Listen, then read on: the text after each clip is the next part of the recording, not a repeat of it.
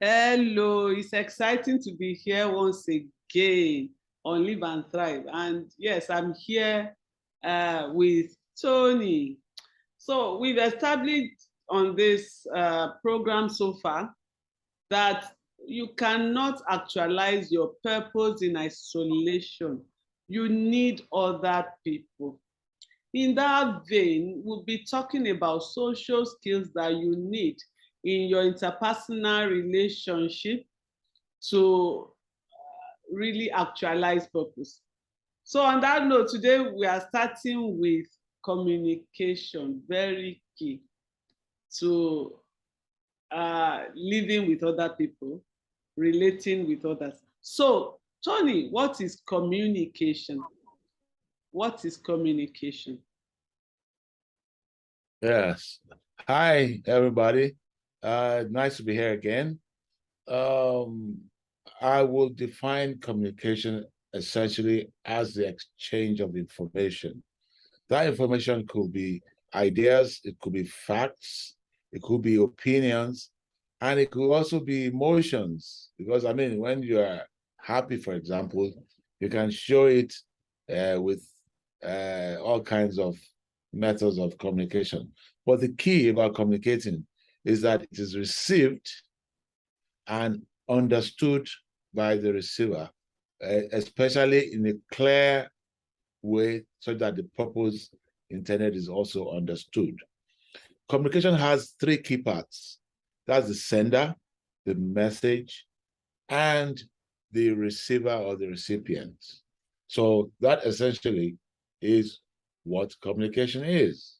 So it's for a purpose. Communication must be for a purpose. So how do we communicate? How? How do we communicate? For you to communicate, of course, there are many ways of communicating, as you might have found out. You can communicate, and the most understood one is this method we're using right now, talking to one another, the verbal communication. But you could also have written communication, e.g. text messaging, emails, letters. But then there are also other types of communicating, like the non-verbal ones, using gestures, body movements, eye contact, and so on and so forth to send a message. You could even send a message with the way you dress. Mm. You know, I'm sure you all understand this, especially the women folk. You always think very seriously about how you're dressing because it's going to signal to the people who see you as to whatever information you're trying to send to them. Then there's also visual communication, which will include things like graphical images, emojis, for example, or charts and graphs, which can be used to also communicate information to the receivers. So those are essentially how you communicate. Obviously, you can be speaking more volumes without even talking. Just by I like that, by the way you're dressed. Thank you for that. So, essentially, why must we communicate?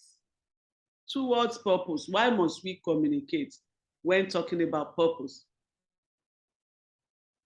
Well, the highest and the most critical use of communication is to promote relationships and team building. It can also be used to manage conflicts. It can be used to create opportunities, or to motivate and change people. So we communicate for so many reasons, to educate, to provide new information, to persuade. Communication is also used as a control tool, by the way. If you wish to give instructions to, say, your employees, you use communication. You either tell them or you write them and advise them on what to do. Another important use of communication, which has become a very important part of our lives today, is that you can also use communication to entertain. So altogether, communication plays a very important role because that's the only way we as human beings interact and get our internal feelings and opinions known to others.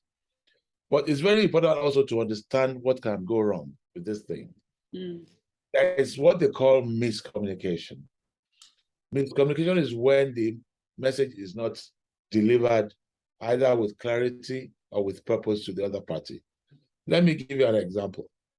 You know, many of the older people, when they see LOL in a text message, they think it means lots of love. But then the modern generation know it to mean laugh out loud. So imagine somebody sends you a message that he went through a difficult day, and you respond with LOL. If he's a younger guy, he will probably be wondering, how can you be laughing out loud at my predicament? So it's important, therefore, to avoid miscommunication by way of not getting the right message across. But there's also another thing they call misinformation.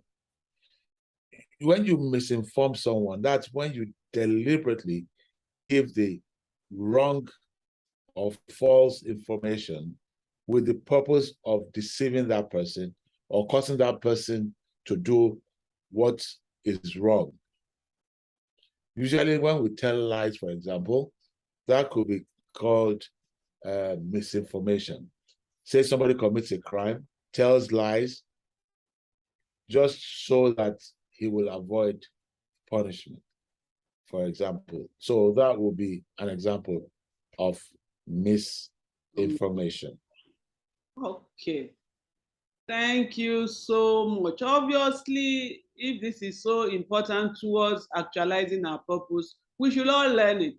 So what are the skills that are required to communicate effectively, not miscommunicate? What are those skills that we require?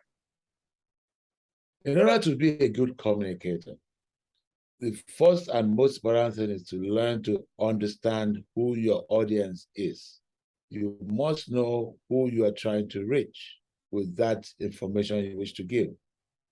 That will help. And also you consider the exact information you wish to give and the situation around which you are giving it. If you are talking to, say, a child, trying to give advice on how to avoid a dangerous place, there's a way you will say it in order not to get the message to the child.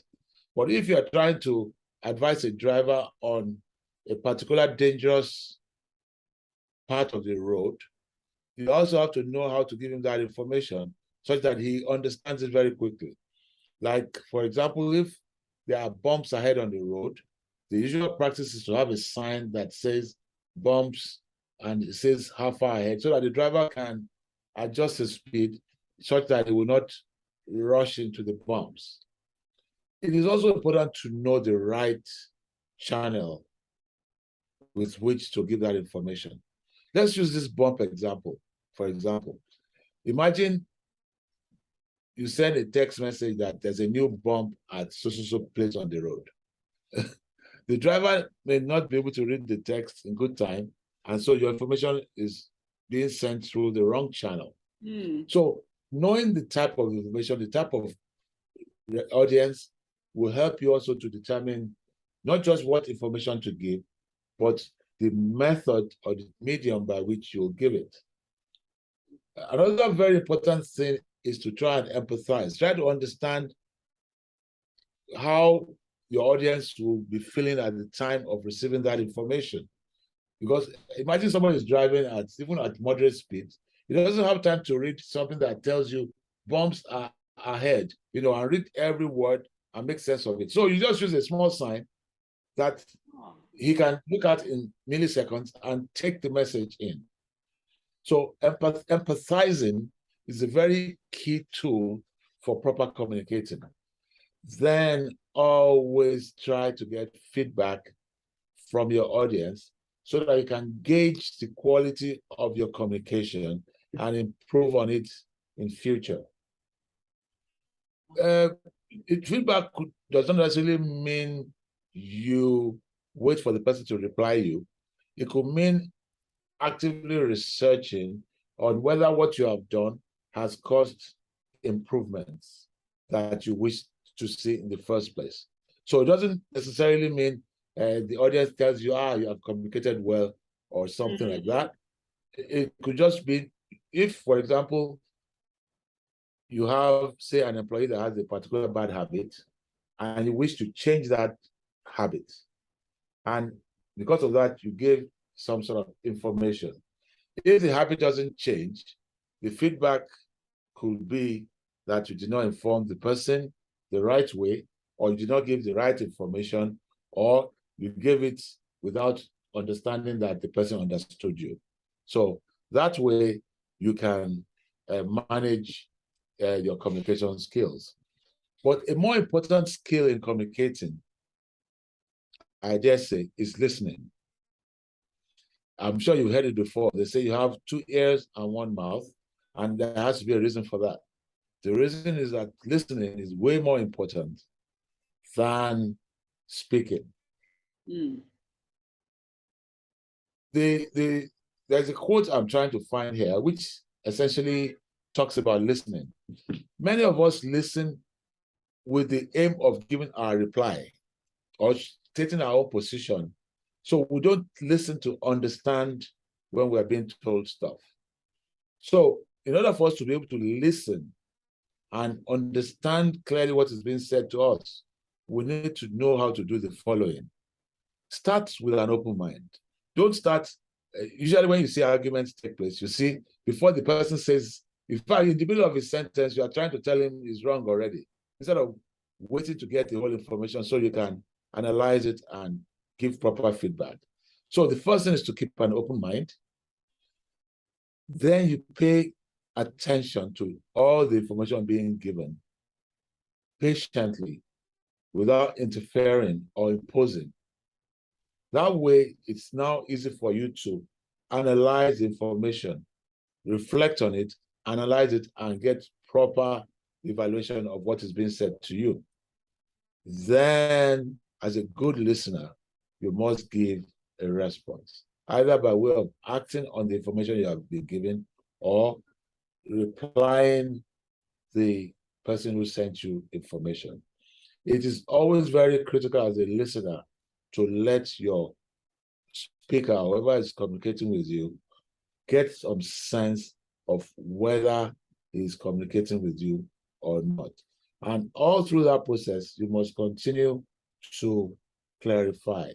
Be sure that what is said was this and not that, because there are times we hear the wrong things because our mind is already tuned in that direction, so we don't listen carefully. So, in summary, communication is a powerful tool for social interactions, and a more important part of communicating is listening. And don't forget, we do more communicating than any other activity in our lives. I dare say you do up to 70% of your activity involves some form of communication or the other. So let's learn to do it well. That way, we are closer to achieving our purpose. Thank you so much. My understanding today is that the speaker is as important as a listener in communication towards achieving our goals in life, towards actualizing purpose. Thank you for listening. Until next week, when we'll talk about another social skill, I wish you bye-bye. Have a lovely week. Thank you.